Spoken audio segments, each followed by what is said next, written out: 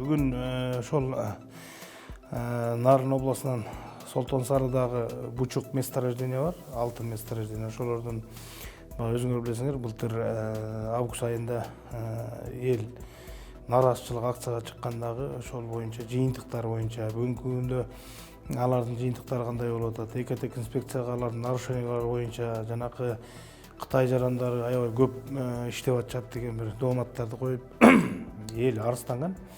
Ошонун жыйынтыктары боюнча ошол ар бир айыл өкмөтүнүн активисттери чогулуп, бүгүн ошо атайын комитеттин төрагасы деп бизге келген экен. Элди кабыл алып, активисттерди.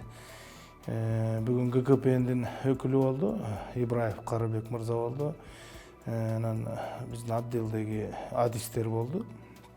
Анан чогуу талкууладык. Өзүңүздөр билесиңер, ошол окуя болгондон кийин ошол айыл өкмөтүнүн активисттери жана өкмөттөн кошулуп межведомственный комиссия түзүлгөн. Ошо комиссиянын жыйынтыгы азыр бүтө элек. Ал жерде бир нече ряд эмелер болгон, замечаниялар болгон, мүчүлүштөр кеткен. Алардын оңдоп түзөөсү же болбосо бүгүнкү күндө экотек инспекциялар боюнча иш алып барып бара жатат.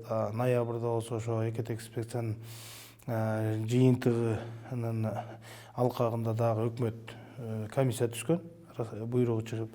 Ошо комиссиянын жыйынтыгы азыр бүтө элек. Ошол жыйынтыктарын Кудай буйруса биз жакында запрос кылабыз, ошо боюнча алабыз дагы, анан кийин жооп беребиз. Бүгүн биз өзүбүздүн ошол активисттер менен сүйлөшкөндө алар суранышты, Кожобек Жайчевич ошо комитеттин депутаттары менен жана адистерден бир алып бир жеринде көрүп келсеңиз жакшы болот эле. Ал жерде экологиялык нарушениялар болуп атат, жанакындай хвостохранчаны биздин суу түшкөн жерлерге салган атышат деген мындай элдин бир дооматтары, жайлоолорубуз, мөңгүлөрүбүз бузулган атат деген бир мындай кооптоону сөздөрдү айтышты.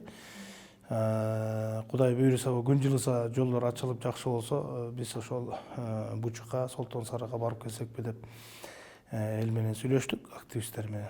Анан ошол мезгилге чейин комиссиянын жыйынтыктарын дагы алып калабыз, ошолордун баарын чогултуп алып, анан өз көзүбүз менен көрүп келели деп убадалаштык.